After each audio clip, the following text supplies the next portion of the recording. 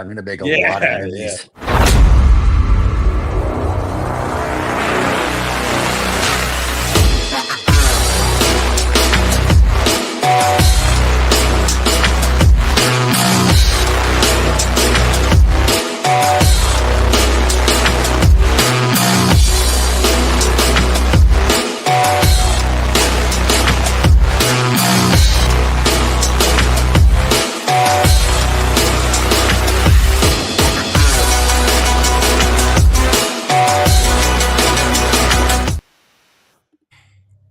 Welcome, welcome, welcome. You have just tuned in to the South Star Classroom, episode 218. I am one of your beloved hosts, Jubilee Ransom. We got the Doc, Charles Cole III, David Castillo, and Omar Yanar with the great hair. Bueno. Are we just 2 weeks in? Does it feel like we are further along than just January? Are we? Man, I feel like this some February ass shit. You know, like people are like, man, how is it barely Tuesday? This feels more like a Thursday or Friday. I'm like, yeah, I'm with you.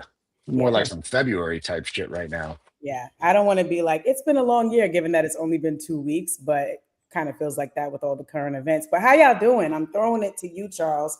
What's going on with you? Let's check in. Well, the Bears, you know, I would love for us to make it to the Super Bowl and win.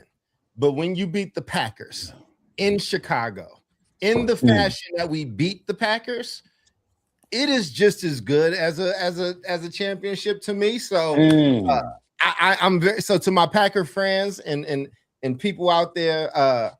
Y'all got some changes coming, and I appreciate what the Bears was able to do. So keep throwing it like you're throwing it there, young Caleb. We're good over here. That's my check-in.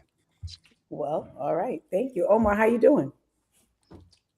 Man, I'm going through a metaphysical, spiritual, physical recovery. There's just a ton of stuff going on in my life. I think I mentioned last time that the little pup passed away. I don't know, man, like if anyone follows the spiritual elements of like even just the basics of the zodiac, right? Like the winter solstice is the day of least light. It represents death. And then there's 3 days thereafter that are of the same amount of sunlight. So everyone thinks that the 22nd, there's more sunlight. There isn't. It's actually 3 days of equal, and it represents 3 days of death. And then the resurrection is the 26th, when we have a bit more light than we did the previous day. So while I'm going through a ton, I feel like I am on that side, thank God, of all of this tumultuous difficulty of 2025, where I'm starting to see the light. Things are getting a little bit brighter. I ain't quite out of the woods yet, probably not until spring equinox, the day of equity of light and darkness. That'll be a cool day. But I mean, other than that, David was like, hey man, how about them Cowboys? I'm like, man, I don't give a fuck about them Cowboys, man. I'm sorry, man. Listen, I grew up in El Paso. The Cowboys represent like drunken behavior, bad behavior. Like people are like, that's America's team. I was like, like that team would never have me. So like, no, man, I ain't rooting for no Cowboys. I am more of a 49ers fan, coming from my time in San Francisco, and a big Denver fan of everything, including the Rockies, the worst Major League Baseball team, I think, in the history of Major League Baseball. I am a tried and true Denver fan. So that means your Broncos, that means your Avalanche, that means all them cats. I like them. But at the end of the day, man, like, I don't really care. Although I will say that the 49ers, Christian McCaffrey, that's my boy right there, man. Stanford alum, badass dude. Love that. So how are you? How are you with the beautiful hair and the beautiful glasses? Ooh, tired too. Retired as shit. I just, that last week you used the word tumultuous. It's been tumultuous. Like I'm raising these two black, that's a good word, young teens, and I'm trying to not I was gonna say spare the rod, spoil the child. My mom was like, maybe you don't have to spare the rod. Maybe you need to use the rod, But anyway, it's I like the rod. You like the rod? I said every generation has their rod. You know what I'm saying? Maybe for us it was whoopings, you know. Mm-hmm. Oh then God, after yeah. that, it was like getting grounded, and then after that, it was timeouts. Now I don't know what I don't know what the people be doing. Take your phone away, and then they feel like they're like melting away, and they can't survive. They can't breathe. Asthma. All they don't have their. It's like you just don't have your phone. Like get yourself together, right? But nonetheless, so I've been doing a lot of just research. I know this is like a hard time, that 14 to 16 year old period for teens and teen boys. So I've just been researching. I've been using my Chat GPT and my Google and all the things to just find researching our books to kind of read upon. And so I found a book by Dr. Becky Kennedy called Good Inside. I mean, and just talking about how like kids are inherently good, right? Or possibly want to do good. It makes the assumption. Right. I do love kids, because I know, people be like, no, they're born like pieces of shit. They never want to do right. Carl Jung, man, they're still innocent. Kids are good, right? They're innocent, and there's space for them to be cultivated, taught, shaped, all the things. And really, what the type of time I'm on is just okay. So what can I develop within myself or strengthen within myself? That could also benefit, you know, my sons. And I think I've just landed on, as I continue to grow and evolve, because I know some people like, yo, F that, yo, these is kids. They got to just do what you say, you know? And it's like, oh, yeah. But there's also, you know, a degree of liability on me to sort of model what I expect, right? If I'm talking about being able for you to be able to regulate your emotions, you know, and respond appropriately, even when you're frustrated, and even when you're angry, and even when you're upset, then it behooves me to develop that so that I'm modeling that as well. And that shit is hard because I said okay. Anyway, so that has been what I have been doing. Look at all this beautiful. I mean, damn, you're a good ass mom. Most people would be like, they wouldn't read a book. They wouldn't be like, let me figure out the best things to do with this generation. They'd be like, let me find this pan to this boy's face. That is at least what my parents did. Let me find this belt to this boy's ass. This boy, I mean, that part. Man, I got my ass literally whooped. And I mean, like, my mom did not hold back. Leather belts, just slapped the ever living. Yeah, same for my generation. Man.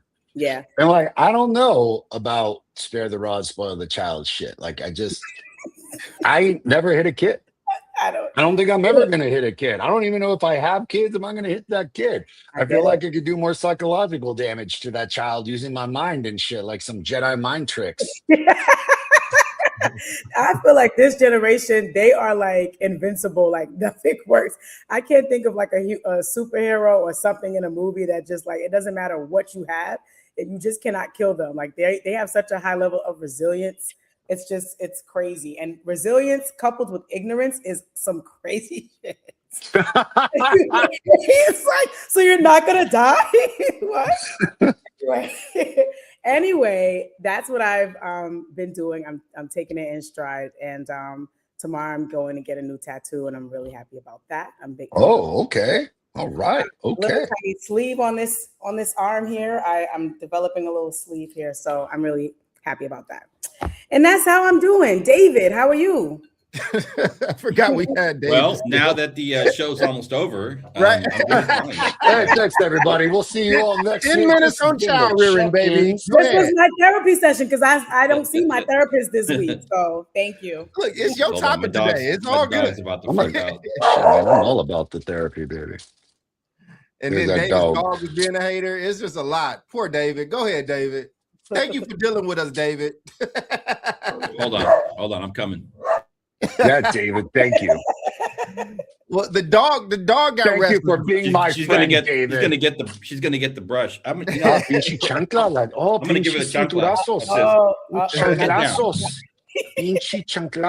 Get down. There she goes. All right. Like that dude that threw the shoes at George Bush. Yeah, what was that? A size 10? I'm getting messages, text to me. They just like, what's the show on today? We're getting to it. People. It's coming. I'm doing well. weather's been wonderful. We had a spell of rain, and now today I think we're approaching like the upper 70s. It's beautiful outside. So that's always good for the Doc soul, loves the to hear that spirit. shit. Yeah, we don't have any of that other weather that you all have. We live in a different country. But I do relate to what you were talking about earlier, Jubilee, about this like idea of the concept of parenting. It's ever evolving, as your kids get to a different stage of development, and then you as an adult get to a different stage of development and perspective. And I know the biggest challenge for me is like how can I be like basically, stay on my son, right? His schoolwork, all this other stuff that he has going on, making sure that he's like cleaning his room and brushing his teeth and, not being a total degenerate. And then, but then how can you also be like relatable, when it's time to just like hang out and like cook some tacos and be like, all right, we're cool now. So, I mean, it's never perfect, but, yeah, it's a challenge, and you got to keep working it. You got to it's like that balance of like, all right, now the hammer's going to drop. All right, you're good. But it's great to see when you've like, provided, I'll call it structure, or like you're like parenting, like hardcore parenting. And then you're like, okay, you're getting older now. You can't do this for the rest of your life. And when you pull away, and then you see that they actually do the damn things, right? It's amazing. That's a beautiful thing. Yeah. So that's my check. All right. Well, thank I you. don't know, man. That's hopeful. That's hopeful. That's that kind of a beautiful New Year's message. Yeah, that was really great. So let's get into today's topic. This is episode 218, entitled "Can't Touch This." That used to be my song, okay? Can't touch this. Mom, can't touch this. Music make me so hard, make me say, "Oh my Lord." Okay, can't touch this. The human skills AI can't replace. I've been doing a lot of thinking about this. Charles, now you want to bust out in that dance. Yeah, man. It's 5:14. I don't hear nothing. Time checks for nothing else. So anyway, it was a great dance, Jubilee. You killed it. Yes, man. Yeah. Appreciate it. Chef's kiss. So yes, this is a topic I've been thinking a lot about as I've been refining my own business, my own executive coaching consulting firm, and just thinking about like what outlasts AI. I know we talked a lot about HVAC and plumbing and electricians and all of these other like professions, but I just became kind of curious. So that coupled with the fact that I just released my first published article with the National Association of Elementary Schools. And the article is entitled "Why Staff Psychological Safety Must Come Before Strategy." That's how we got to this episode, right? So in this episode, we explore the human skills that will remain essential, even as artificial intelligence continues to reshape how we work, learn, and communicate. And so much of the conversation, like I just said, it focuses on jobs, right? Which roles will disappear in the next 10 years, which will grow, and which careers like electricians and plumbers and HVAC technicians and computer technicians and skilled trades are increasingly recognized as critical because they can't be easily automated. So, but alongside those career pathways, this episode asks a deeper question. What human skill sets will be needed across every field, no matter what someone is trained to do? And at the center of this conversation is psychological safety, and not as a buzzword, but more as connecting with the fact that in environments, right, leaders need to intentionally build psychological safety so people feel safe to speak up, take risks, take ownership, and grow. And while we explore why psychological safety is an AI-proof leadership skill, and how it supports one of Charles's favorite words and phrases and things: agency, adaptability, and collaboration in classrooms, schools, organizations, and communities, especially during times of rapid change. And so I want your initial thoughts. I'm going to share with you just the 3 tips that I shared in my article. Just would love your initial reactions to my first published piece. And then we're going to go into questions about AI. So in the article, I said there's 3 ways to cultivate psychological safety in real time. Okay, 1, understanding how timing matters. And then that piece, I'm just saying that as a leader, the building psychological safety starts when you start. Right? Sometimes you don't have the luxury of beginning at the beginning of the school year. Right? Whenever you show up on scene as a leader, a community worker, whatever your role is, you have the opportunity to begin to build psychological safety because you're going to need people's trust in order to move the mission forward. So that's 1. The second tip I offered is start simple. I shared that when I was principal, I hired, I think I paid like, I don't know, $4,000 or $5,000 for like this team building business to come and do team building. I mean, it was great. They had like these special uniforms and we were outside in the community. You had to like take pictures and do scavenger hunts and all the things. And then 2 days after, more teachers like resigned. I had like half the staff had resigned. I had like 50% staff resignations. I had like even probably 70% students were being pulled out of the school. Like I was the 3rd principal in 3 years. And so that is what taught me that like even doing these big grand gestures, like that's not going to pull people on board, right? It is the interactions that are one-on-one, that are really sincere, authentic, and that show people your heart and help them to connect to the mission and the vision versus these big grand, we're going to go to Disney World. It's like, it's not going to work. They're still going to call out every day and they're still going to talk about you behind your back. You're not building anything. So start simple is remembering and honoring sort of grassroots authenticity, when it comes to connecting with people. And then thirdly, I said, cultivate ownership and agency, right? And so I think that one of the clearest indicators of psychological safety is how people take ownership, not just of their successes, but also of their missteps, shortcomings, failures, decisions, and their impact on others. Lord have mercy, right? And so I believe when psychological safety is present, people don't hide, they don't deflect or wait to be corrected. They live in self-awareness, right? They name what's good, what's bad, what's theirs, what's not. And it's because there's trust in the environment to hold accountability and growth. And there's no shame and there's no gotcha. So it keeps everything moving forward because we already believe in the mission vision. We trust one another. We trust the system, right? And we are able to be vulnerable in a space where we can grow. And as a result, that's what happens. Growth happens. Evolution happens. And so those are the 3 points. I'd love to hear your initial responses on that before we go into our AI questions. One, I'll just say congrats. I'm gonna get out. I'll clear the deck and get out the way. Congrats. I'm glad you got this platform to be able to share those thoughts and only the way that you can, Jube. And we're proud of you. I'm gonna make sure that I post it on my Facebook, on Twitter, and in my LinkedIn. And I think we all kind of need to do that with each other when we publish something, to have something out. I need to actually promote my own stuff better. So I'm glad that you wrote this and it's out there. So I'll once we get into the questions, I can go more into like the ideas of it. But as a whole, I just appreciate your work. Thank you. Appreciate it. Omar? Yeah, man, I got a strong take on something. And I guess this is the time to let it out.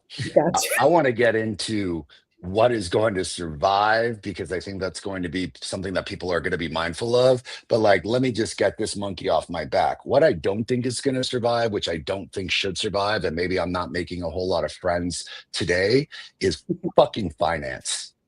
What a bullshit industry that is. What a bullshit fucking factor that is in the United States in terms of like people's jobs, people's identities. Like, you're not doing jack shit. It's not helping anybody except the ultra rich. It's not actually moving things in the right direction. You're not actually building upon a skill set. I think about people that help others. I think about dentists. I think about doctors. I think about teachers. And I often think that Bill Gates said we're not going to need teachers in the future because of AI. And I'm like, look, unless Bill Gates knows something more than every sociologist in the world, every anthropologist in the world, every historian in the world, that has basically deciphered that Homo sapiens need to be with one another.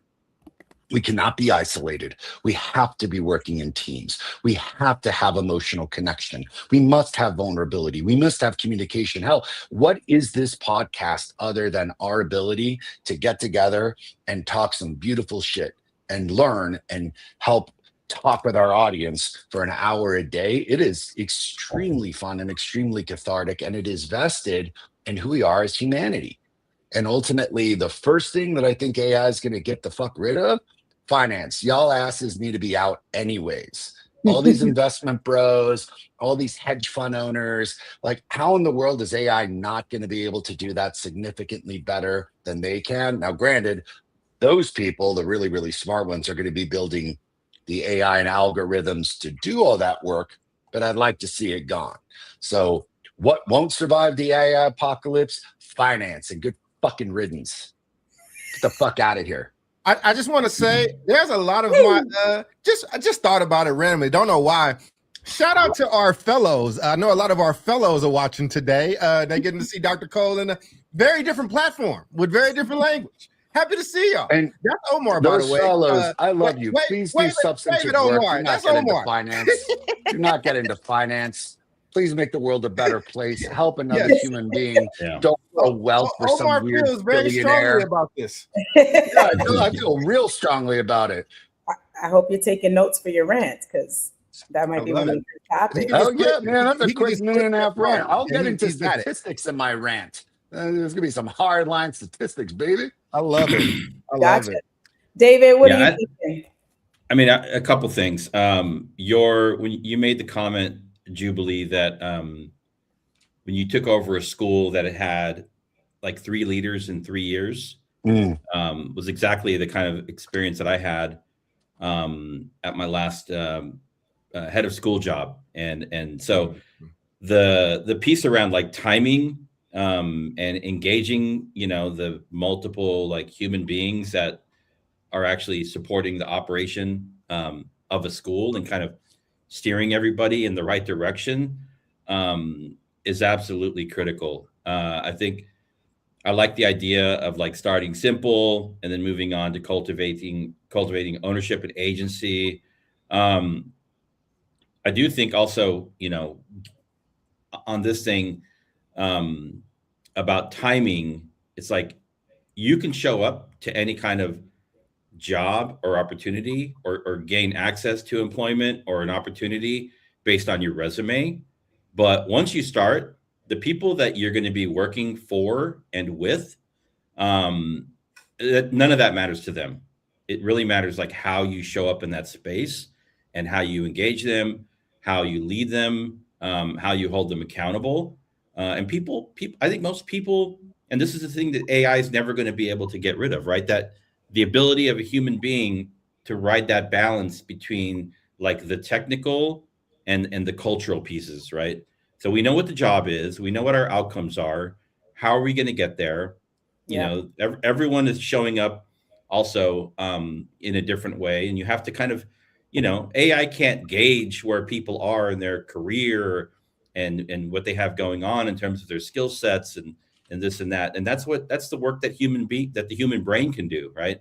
Mm-hmm. So understanding who your people are, and then, using those profiles to help motivate them, because everyone needs something different, right? Yeah. And so I think that's, I think going forward, like people, like frontline workers, leaders, all of us, we're going to all have to learn how to live in a new reality, but it's not a reality where we give up our humanity. I think it's always going to be a good balance of like, maybe in the end it creates better human beings because we can kind of strip away some of the things that were maybe more monotonous and transactional, and we can use AI for those things to create systems, and maybe that'll create more space for us just to be, better humans. I don't know.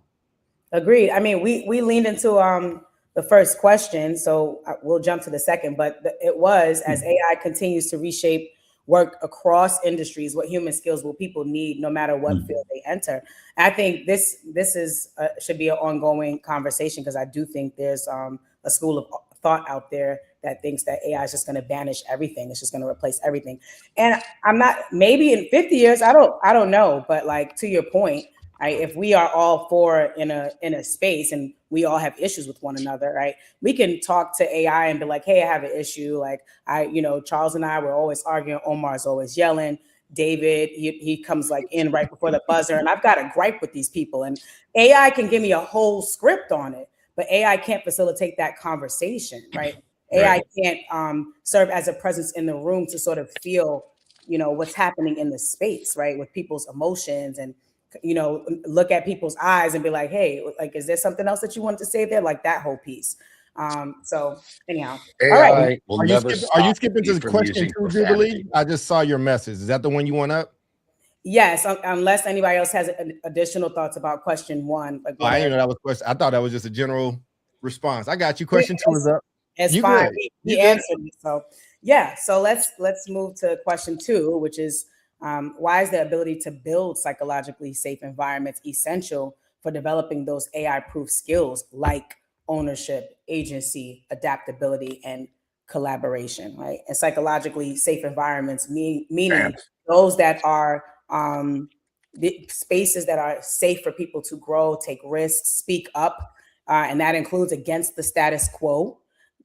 These are environments where you give surveys and you actually look and listen to the feedback. You don't just give surveys for surveys. Like, it's a safe environment, whether I agree or not, whether I'm for or against, it's safe. So why is the ability to build these kinds of environments essential? And I'll throw it to you, Omar. I was just having this conversation today. Literally. We're talking about what are the non-negotiables of our organization as we grow, as we continue. What are the things that we have to encapsulate and say these things must continue? And there's a great series of books written by a guy named Patrick Lencioni, wrote like the 5 Dysfunctions of a Team, 4 Temptations of the Executive, or 5 Temptations of a CEO. I mean, all the books basically say almost the exact same thing, which is that human beings follow Maslow's hierarchy of needs.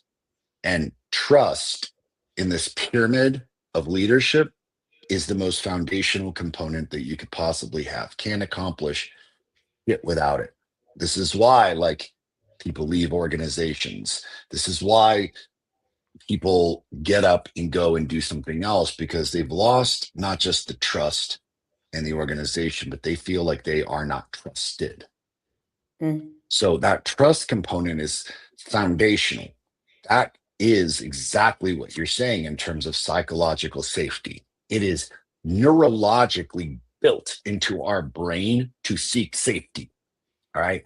Since Homo sapiens and our predecessors before them came about millions of years ago on Earth, safety has been the most fundamental concern of any human. Am I safe? Am I going to get eaten by this here woolly mammoth? Am I going to be killed by this other tribe? That, in modern day context, is all about, do I feel safe at this place to be who I am? Just damn, dude. I wish that was the case for everybody on Earth, is that this place was safe. I feel like that person in Mean Girls. Like, why can't we just go back to when everyone was nice and we had sparkles and everyone ate cake, and she doesn't even go here? That's my vision for the world, is like, we live in this place where everyone loves each other because that's safe for us to be who we are. But how many people are out there showing their representative? Yeah. That is a psychological component of being in a place where safety is tantamount to the work environment. And I got to tell you, if you had a robot coming in tomorrow with all the AI and all the intelligence, how many of your fellow coworkers are going to feel real safe about that person, that entity? It is a human thing. And as humans, to build a safe and psychological and nurturing place, it is an absolutely intrinsic endeavor that one must engage in.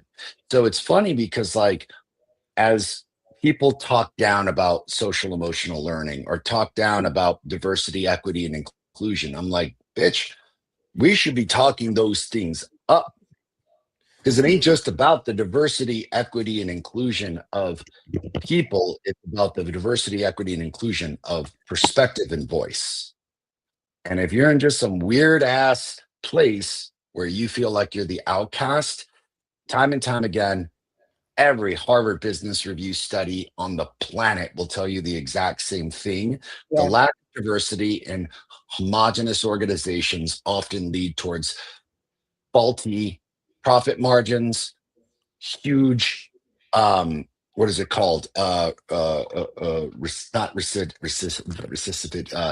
lack of retention. Oh, recidivism. And oftentimes, man, an immense lack of trust. You've got to be in a place where diverse voices are celebrated. And like, I don't know how a robot or AI is going to do that. That's just my take on it. You know, you made me think, like, do you think that AI has garnered more trust than humans already? 1,000%. So, and like, let me say this, because it's different when you're talking to Grok in your car, because you're having a conversation with AI about a bunch of shit that you probably don't feel psychologically safe enough to talk around your coworkers because you feel like you're going to be judged. The odd thing is that you're putting a bunch more information into the system and letting your AI system know a whole lot more about you that ain't going to forget. There's a weird irony to that. Yeah. But that's alone with a computer. You ask someone to have that conversation in a group setting with AI? Nah. Right. No way. You go that was an interesting plot device in the morning show. I don't know if y'all watched the morning show, but it was a No, I mean, I want to watch that show. That's the one with the I know. On Apple, yeah, right? In this last season that it had that piece in there. David, you've been patient, man. This is Operation Save David on the show, brother. I'm yielding. I was going to David next. Thank you. And David's like, I'm fine. You don't need to do that. I am yielding to David. I will. I'm fine. I'm listening. Well, man, we're I'm a good listener. Time. What where are we at? What is why is the ability to build psychologically safe environments essential for developing those AI proof skills such as ownership, agency, adaptability, and collaboration? Yeah, I mean, I think even before AI, in a pre-AI world, somebody asked a question. The real Nikki says, "What does a safe environment look like?" Mm-hmm. I think if you're working in schools and probably in the areas that we've worked in, you're talking about like physical safety, right? And we talk about like emotional, like psychological safety. And I think people tend to like misconstrue that to mean like, everybody has to be like nice to each other. We can't hurt one another's feelings. And that's not the case. I think it breaks down to like having a clear understanding of like, what is the work that we have ahead of us, and anything within that domain is kind of fair game to like talk about, challenge, push on, so I think the challenge comes when people aren't clear about what the work is. Then you can tend to get like I wouldn't call it like creep or like outlier kind of like topics come in, and that can start to make people feel kind of not so secure in voicing their whatever it is, their feelings, their opinions, their ideas. I think also there's another piece here where 15 years ago, or maybe people were, but I think it's now a reality, like people weren't so like worried about AI or robots taking over their jobs. And the reality is that AI, computers, in some cases robots, are going to take over certain parts of the role of the educator. It's happening. We have all these like AI tutoring that's happening now, right? And I'm not saying that's a bad thing, but this is like now at the meta level. Like, I think it's important for people, not just in schools, but in other organizations, types of organizations, to like be transparent with your people about like what's not on the table, like what do we really value here, and then saying like, yeah, certain areas or aspects of the work might get farmed out to AI, and here's how it's going to impact the workforce, right? Yeah. As opposed to just like, wow, what happened to our tutoring staff? They were here yesterday, now they're all gone, right?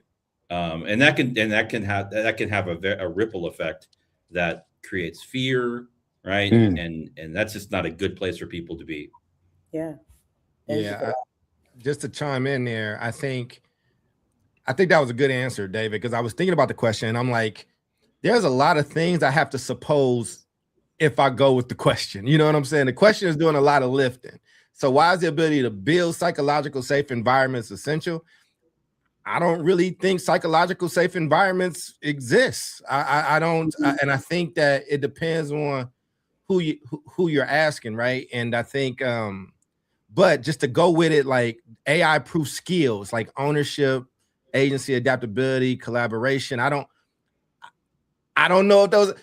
When I look at AI, right, I'm thinking of it like when there are other things have disrupted society all the time, and more things will. So, for instance, a lot of people might have been like, when the Model T came out, like, oh, we'll be able to go further, we'll be able to go faster, like the Oregon Trail, we can get rid of that, and a lot of people are excited, but you're in crisis if you sell horses and oxen, you know what I'm saying, to like move people, right? Because that industry is shifting. I think the way you took the approach of it, David, I don't think humanity is humanity, and it's going to evolve. There is a pre-COVID and there's a post-COVID society. There's pre-9/11, post-9/11. In the same way, there's a pre-calculator 8th grade math and a post-8th, calculator 8th grade math. And so you have to just figure out where we kind of are in this. And it is going to clip people.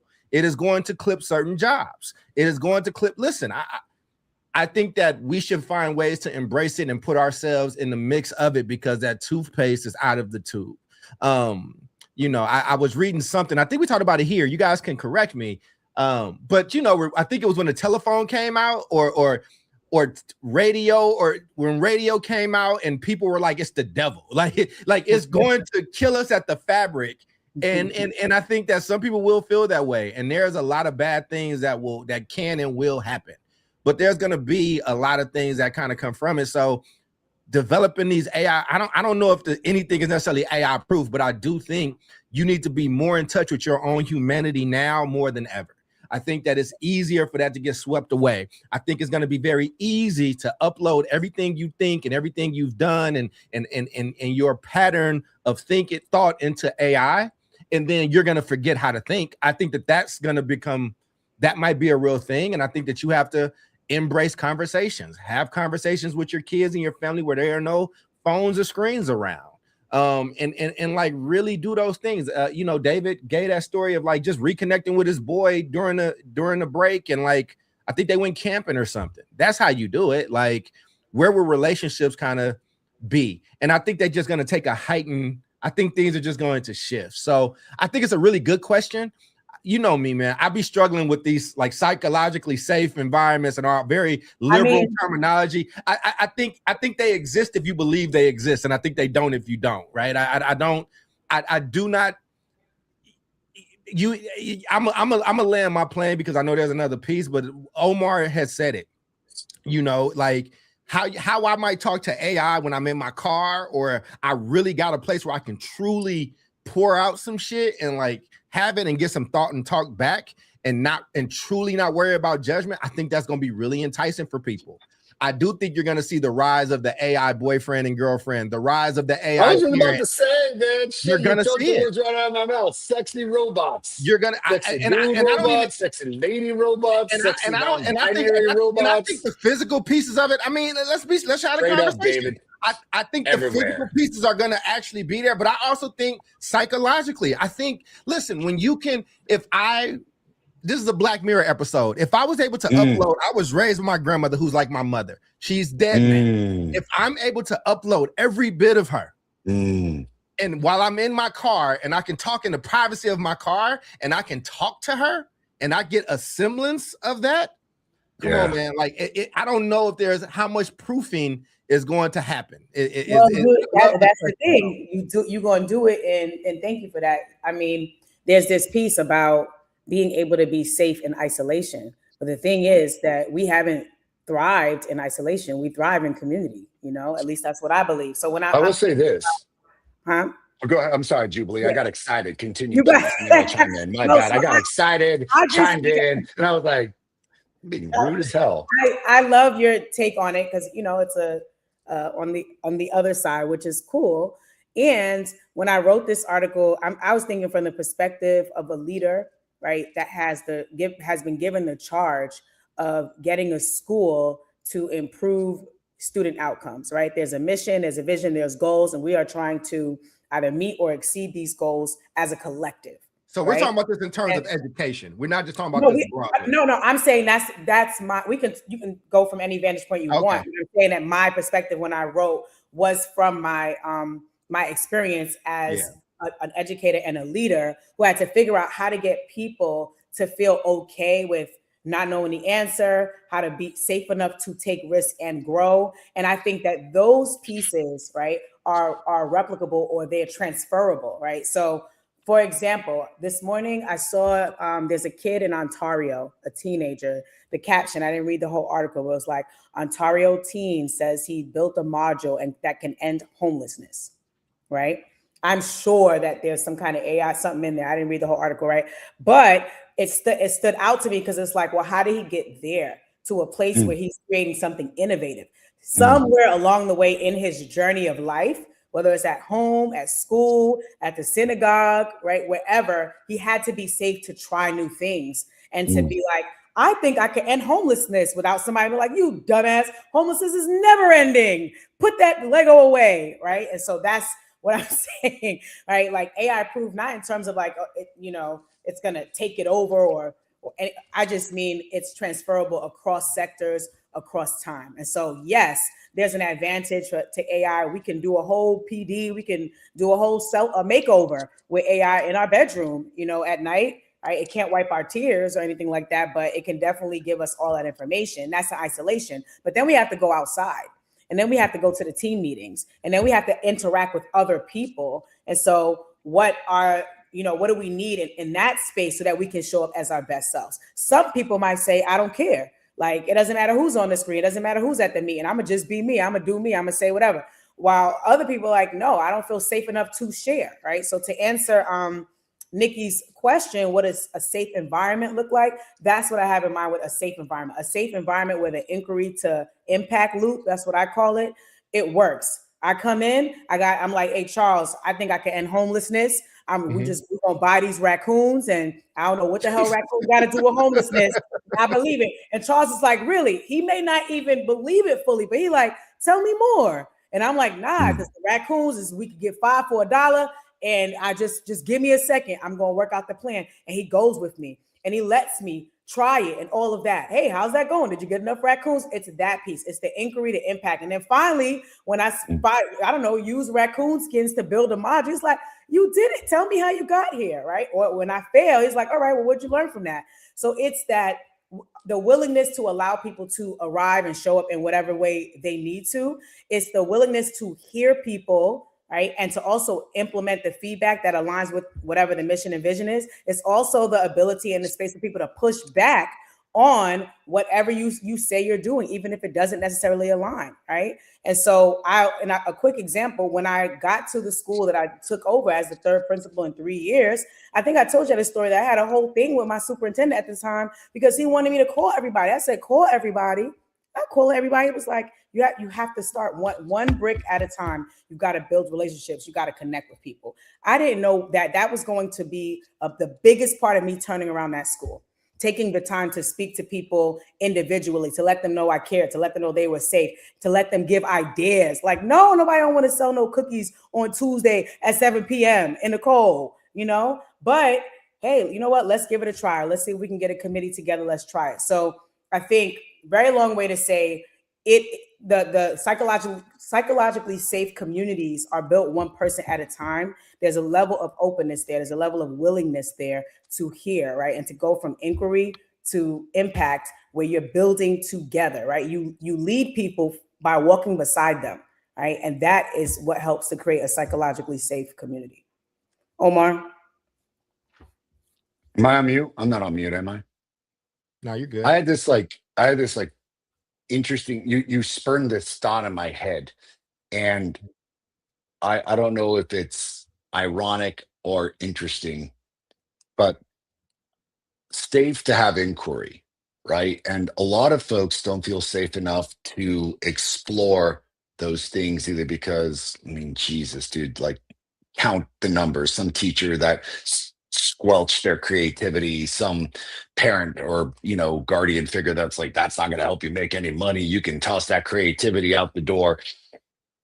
In a highly almost ironic way, I wonder if the advent of AI as a therapist, because now you're talking about essentially free therapy that is in a phone, that is in a car, that is available to vast swaths of people that may not feel comfortable enough to go to a real therapist.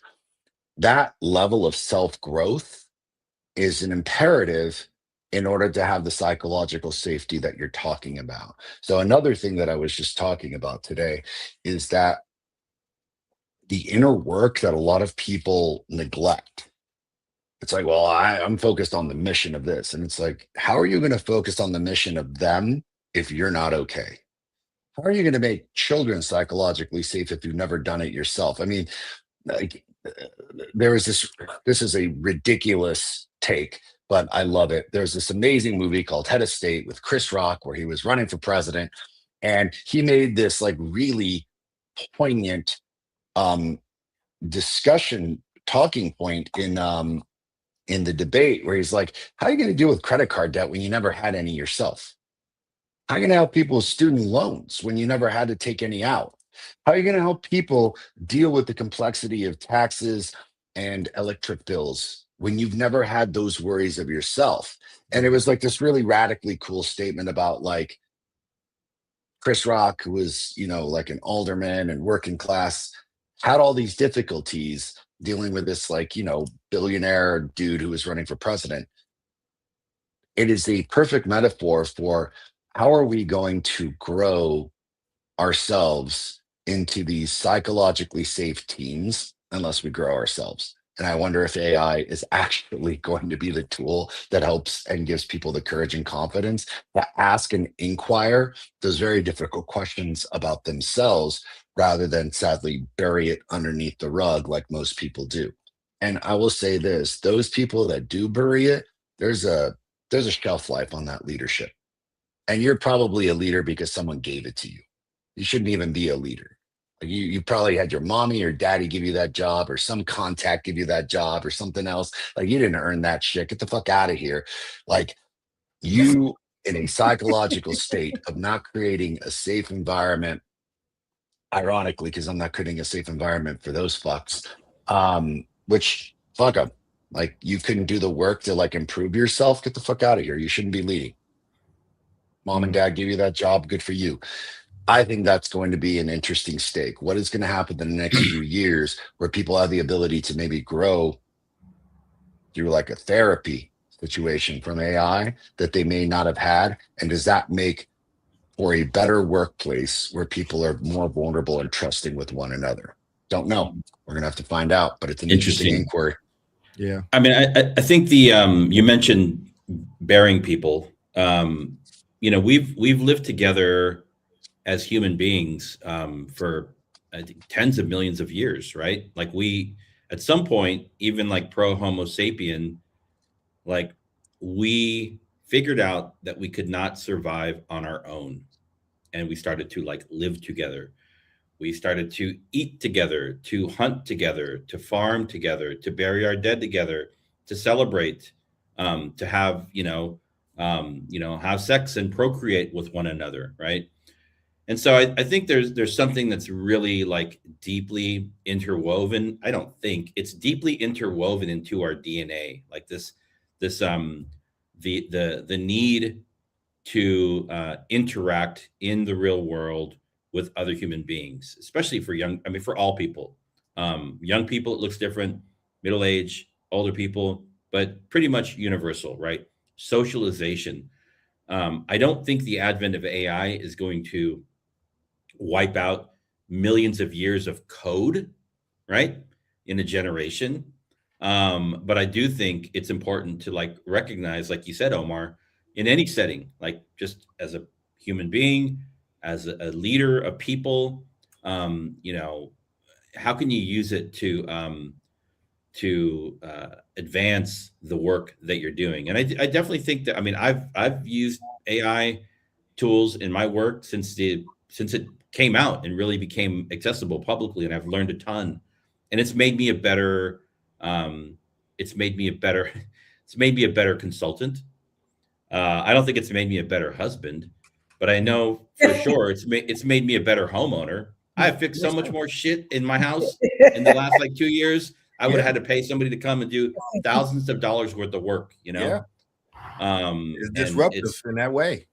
Yeah, exactly. And so, it's like a new technology, right? Like any other new technology, like the light bulb, like electricity, like computers, and there's always this like pre-event world and a post-event world. And right now I think we're in it, and now we're moving into the post world. So I'm not afraid of it. I think the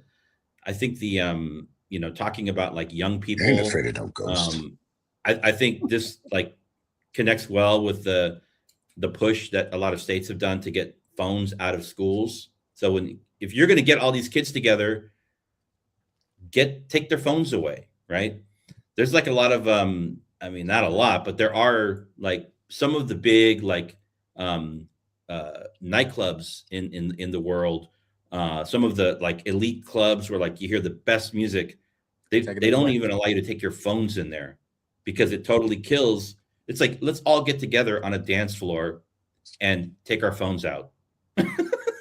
They're just like, you can't have it. We're going to go back. We're going to dance. We're going to dance because that's what we've been doing as human beings for millions of years, right? Lose yourself to dance.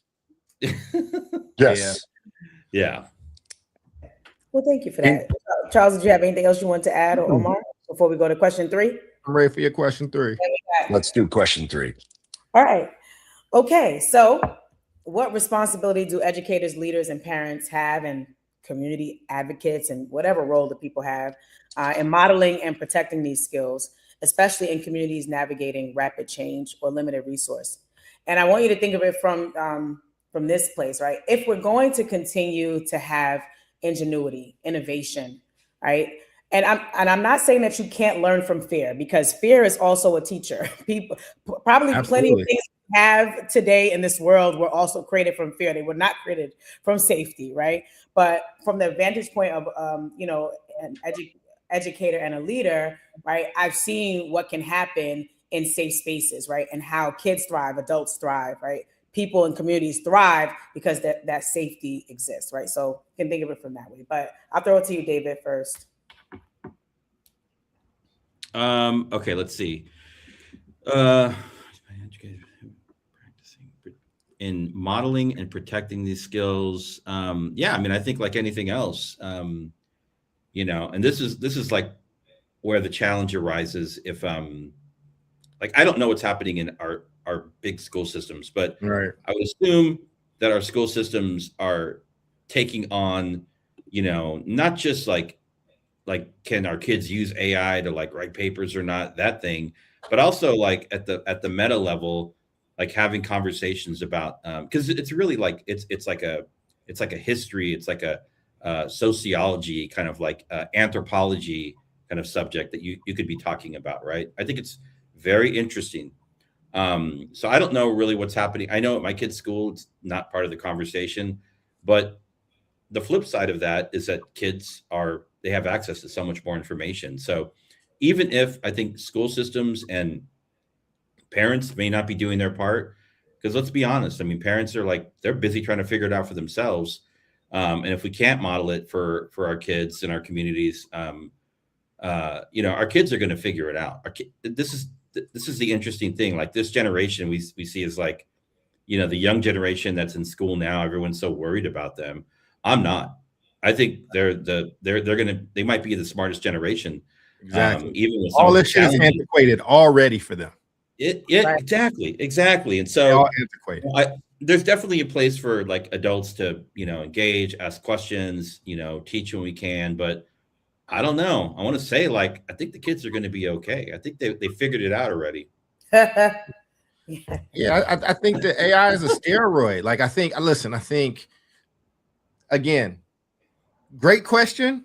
Question is doing a lot of work, right? And I think that, and what I mean by that is protecting these skills, what responsibility to educators, leaders, and parents. That's also presupposing that these people that you name and know what the hell is happening. I think these young people know more about what's happening than a lot of the adults do. And I think that these things are also going to unlock. Listen, I'm working on a project in Oakland with fellows right now where 80% of these kids think that that have an A+, an A, or whatever, think they're reading on grade level, to find out only 30% of them do. Like, what are we protecting?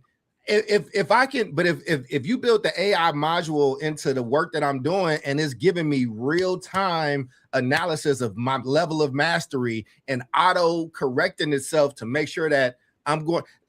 I play video games, right? I grew up playing video games my whole life. Some of the really good games, what they'll do is, because they want you to enjoy it and keep going, is that if you get stuck, the game rearranges itself for you without you knowing, so you can kind of move forward. And when you start getting good, it makes itself a bit more difficult, right? Like, that's AI. Like, that's the same thing in that we're talking about.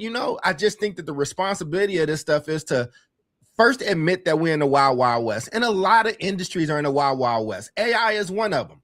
But again, I'm a sports fan. The college portal system and NIL system, if you are a fan of college or amateur sports, it's crazy. Like, just so you know, I'll give an example for people that's watching.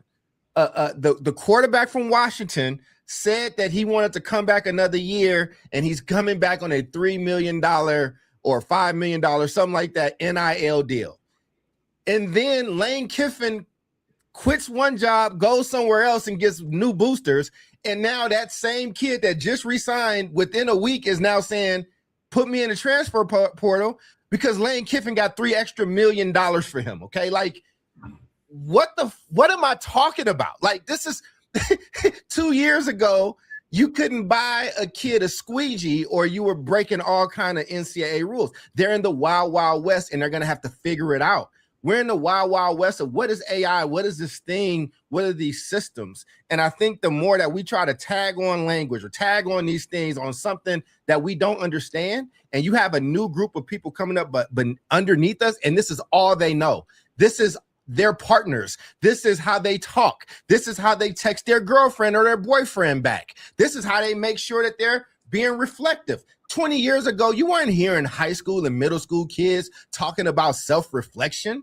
Like, that's just something that moves with the times. My question is, the same way with numbers and math, when the calculator comes, I should be doing more complicated math. Math should look different on what I can do. So with these language models, now I'm like learning and education and relate, like, these things are just going to look different. And I have to be open to what I'm seeing and what's going to happen.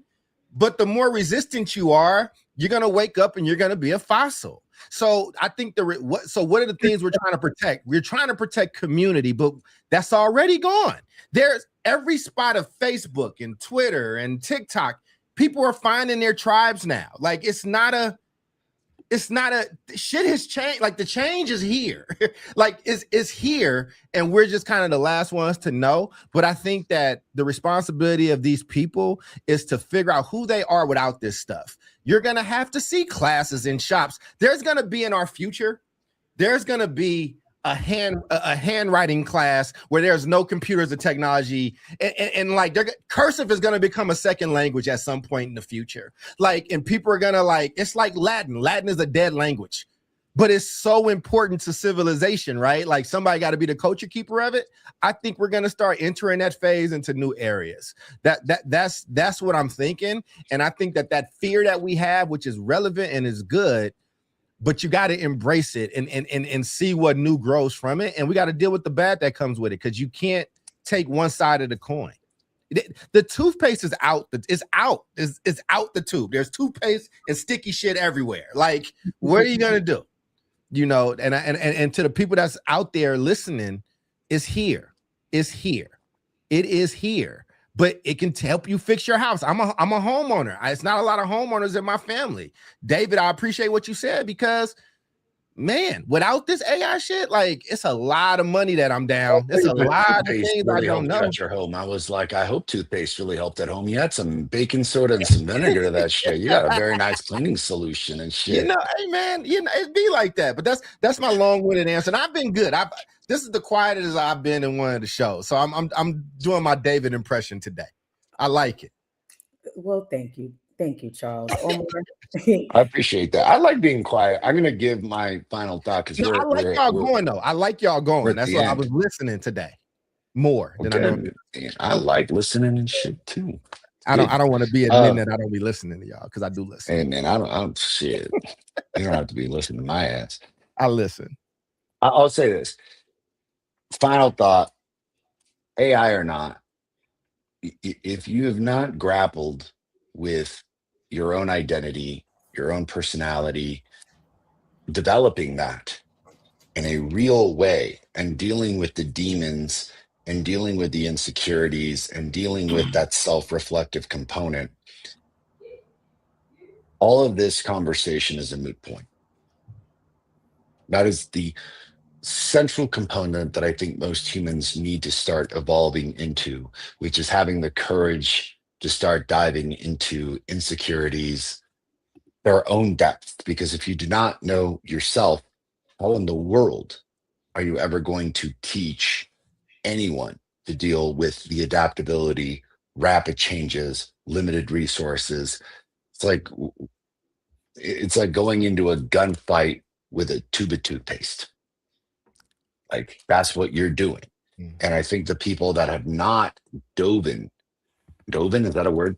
Delved into the realm of self-growth. And like, look, dude, self-growth isn't about like going to, I mean, look, you want to go to Indonesia or some ayahuasca trip in Peru, cool. But I'm just talking about the basic tenets of like, you look yourself in the mirror, you're alone with your thoughts, not on the phone, alone with your thoughts, and ask yourself, why does this bother me? How can I build upon this? How can I improve? Because if I improve, I can improve this team. I can improve the welfare of others. I can improve the welfare of kids. Energy is a very, very interesting component. And the more nervous you are, the more insecure you are, dude, kids, animals, they can sniff that shit a mile away. You've got to make yourself right. So that is our responsibility as educators, parents, leaders, is working on ourselves first. Because I will say this, AI technology, forget about it, just start getting more prevalent in our lives. It is going to be the evolution of humanity. For those of you that don't know what the hell I mean, the link up between human and computer is an inevitability, people. Now, imagine you had an AI chip in your head. Now, for better or for worse, that chip is only going to give you knowledge. Knowledge is a beautiful thing, so you can spit out facts. Yep. Can you be empathetic? Can you use those facts to further the life of another and help another? Are you using it for selfish purposes? I love sports metaphors, but even more so than sports metaphors, I love comic book references. A professor at school caught me onto that, and I just thought, like, damn, comic books really are a great metaphor for things. And Doc would appreciate this. You can have Mjolnir's hammer, the hammer of Thor, Mjolnir, all you want. Mjolnir, it's hard to Mjolnir, thank you. Thor's hammer. And Thor's hammer, and no one's picking it up. So you've got this incredible device that's all powerful, all wielding, and yet you can't wield it. And the only thing that allowed Captain America to wield it was that he was worthy of it, because he had worked on himself so much that he was pure of heart, ethical and true, an exceptional leader. Let that be I think evidence of that's where we all need to start is with ourselves before we even start thinking about how we can help others. Yeah, I love that. Straight up. Yeah, thank you. Right, I'm tagging on to that.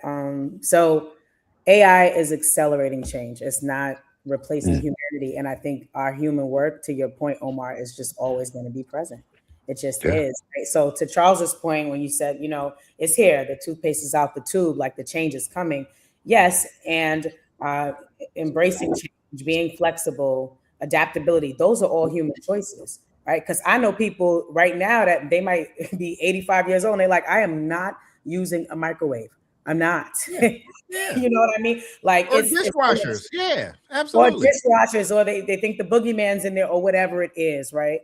And so the human element is always going to be present, right? So I think that psychologically safety is a condition that allows ownership instead of avoidance. That's human work, right? To take accountability, right? To own stuff, right? Agency instead of compliance, growth instead of fear, right? Or sometimes it's growth because of fear, but hopefully not, right? Flexibility, like I said, and adaptability, right? Dealing with being disappointed, shifts that you didn't expect, all of that, that's human work, And I believe that these skills are applicable across sectors, classrooms, schools and districts, families and communities, civic leadership, advocacy groups, all the people will still have to Omar's point, tap into the human work, and when we do that, because there are other options besides creating psychologically safe communities and spaces, when we do that, we create environments where we get to hold more, innovation in our hand, right? But I believe that is where it is, that's where it thrives. And so I am Jubilee, that's Doc Charles Cole III, it's Omar Yanar, and that's David Castillo, and you have been tuned in to the South Star Classroom. Tune in next week, same time, same place, every Wednesday at 6 p.m. Every what? Tuesday at 6 p.m. Eastern Standard Time. And I always forget the CST time, but God bless America. It's all good. We just 1 hour behind you. Y'all have a good one. Be blessed. Take care of yourselves and take care of each other. Peace. Good job.